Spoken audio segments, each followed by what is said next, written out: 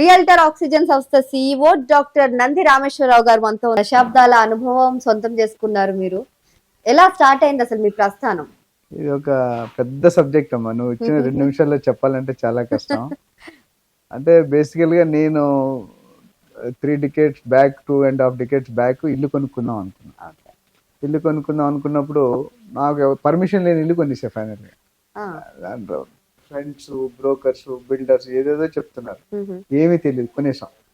జనరల్గా మనకి పెళ్ళైనా జాబ్ వచ్చినా ఇల్లు కొనుక్కునే హ్యాపీనెస్ ఉండాలి.